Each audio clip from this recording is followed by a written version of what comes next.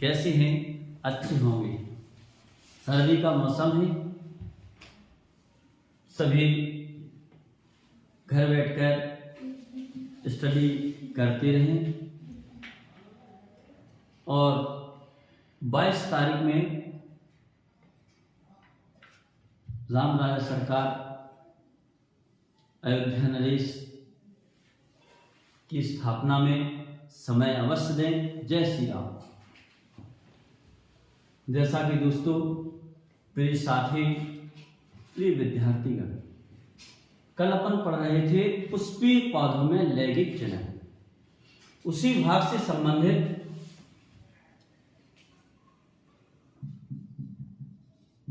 पुष्पीय पौधों में लैंगिक जनन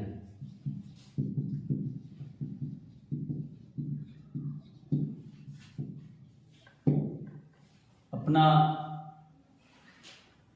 पाठ 1 चल रहा था, उसी के आगे आज अपन पढ़ेंगे पुष्प।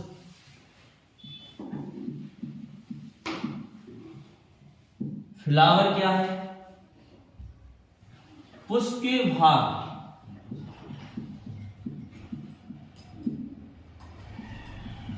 Part of flower. पुष्प के कितने भाग होते हैं?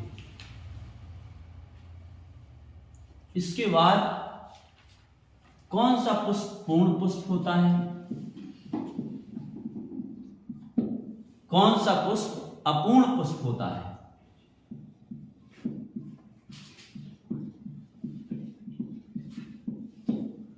इसके बाद हम पहुंचेंगे एक लिंगी तथा द्विलिंगी पुष्प। एक लिंगी तथा द्विलिंगी पुष्प।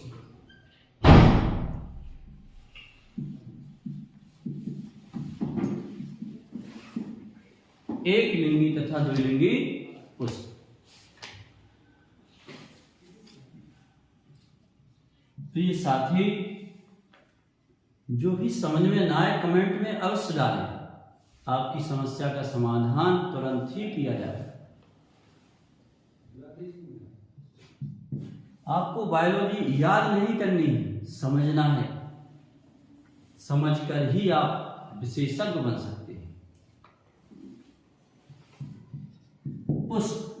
पुष्प क्या है? फ्लावर क्या है?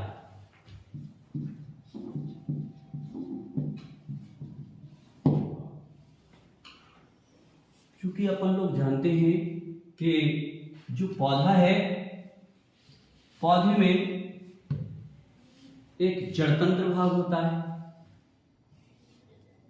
जो मिट्टी में पाया जाता है।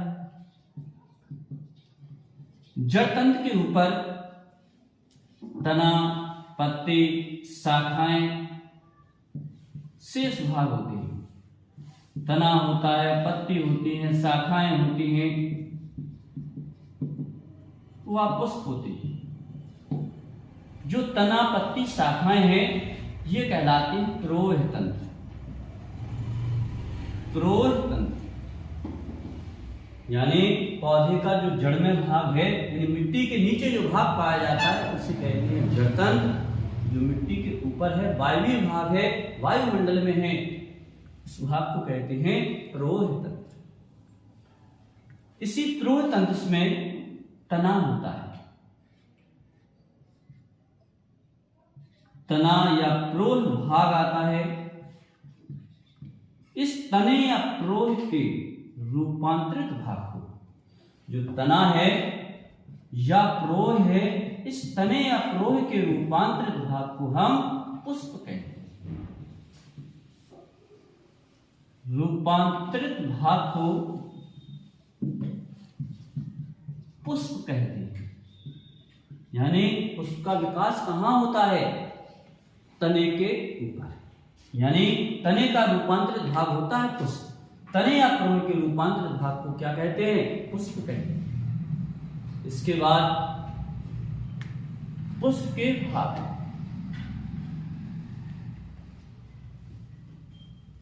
किसी भी पुष्प की संरचना को देखने पर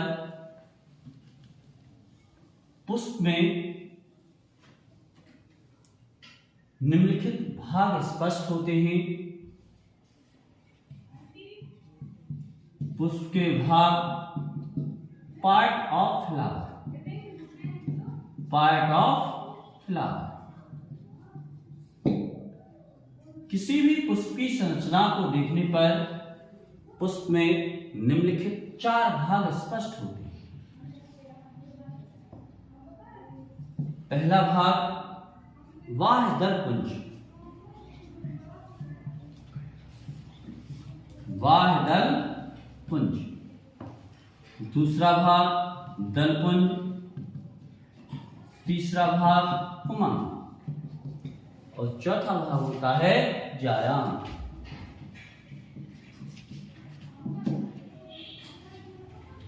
बाह्यदल पुंज कैलिक्स, दलपुंज कोरोला, उमंग एंडोसियम, जायांग गायनेसियम होता है। बाह्यदल पुंज होता है किसी भी पुष्प की संरचना को देखने पर पुष्प में वृंत वाले भाग से नीचे की ओर हरे रंग की पत्ती नुमा संरचनाएं जो होती हैं उसे हम बाह्यदल पुंज कहते हैं। इसकी एक भाग को, इसकी जो इकाई होती है पुष्प की जो बाह्यदल पुंज की इकाई कहलाती है वो कहलाती है बाह्यदल, या इसे बोलते हैं सेपल्स। बाह्यदल पुंज की इकाई बाह्यदल या सेपल्स कहलाती है।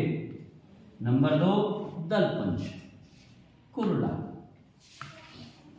दलपुंज यह किसी भी पुष्प में रंगीन संरचनाएं होती हैं। किसी भी पुष्प में जो रंगीन संरचनाएं होती हैं उसे उन रंगीन संरचनाओं के समूह को दलपुंज कहते हैं। इसकी इकाई को दल कहते हैं, पेटल्स बोलते हैं।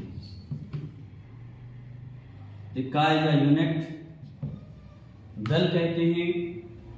बाह्यदल पुंज और दलपुंज ये जो भाग होते हैं ये कहलाते हैं चक्र। प्राथमिक चक्र, द्वितीयक चक्र, दोनों चक्र कहलाते हैं सहायक चक्र। सहायक चक्र ऐसे सभी साइकिल।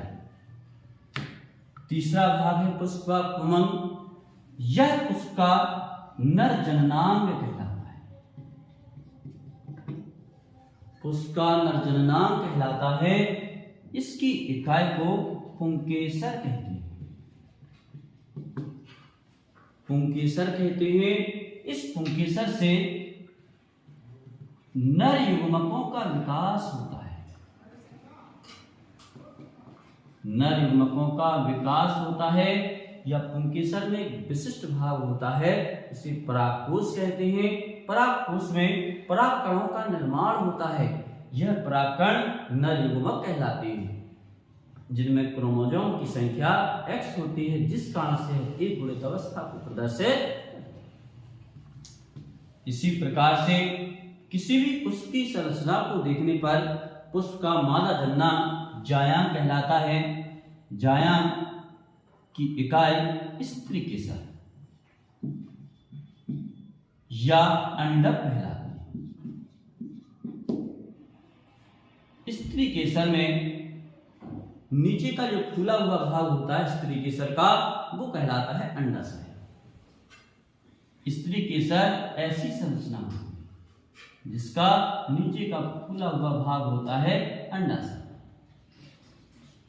इसी अंडाशय में मादा युग्मक बनता है।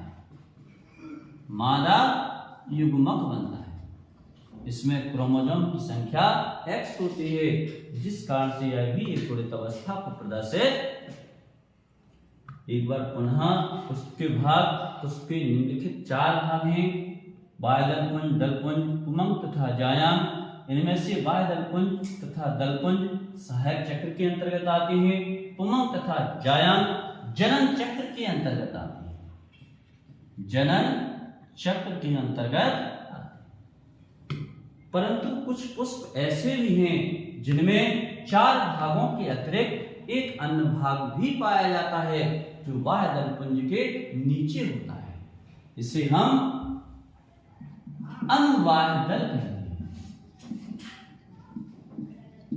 जैसे गुड़हल में अनुबाह्य दल पाए जाते हैं। पांचवा भाग है, पांचवा चक्र है। कुछ पुष्प ऐसे भी होते हैं जिनमें बाह्य दल पुंज के नीचे हरे रंग की पत्तीनुमा संरचनाओं का समूह होता है, जो अनुबाह्य दल पुंज कहलाता है, जिसकी इकाई अनुबाह्य दल कहलाती है। इस प्रकार से पुष्प के पूरे भाग हो गए आपके। इसके बाद पुष्प के भाग के बाद है पूर्ण तथा अपूर्ण पुष्प। इसी से समझ लेना, पूर्ण तथा अपूर्ण पुष्प वे सभी भाग जिनमें पुष्प के वे सभी भाग बाह्य दलपुंज, दलपुंज, पुंज तथा जायम। ऐसा पुष्प जिस पुष्प में बाह्य दलपुंज, दलपुंज, पुंज तथा जायम चारों भाग उपस्थित होते हैं, उसे हम पूर्ण पुष्प कहते हैं। पूर्ण पुष्प में आते हैं द्विलिंगी पुष्प, जैसे गुड़हल। जैसे गुड़हल द्विलिंगी पुष्प होता है, पूर्ण पुष्प होता है गुड़हल, मटर आदि और तमाम पुष्प होते हैं।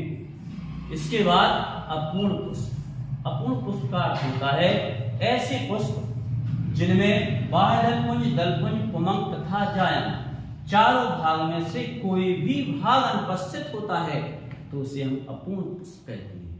जैसे काशी, जिसे बुंदेलखंड में बोलते हैं कद्दू, काशी फल आदि।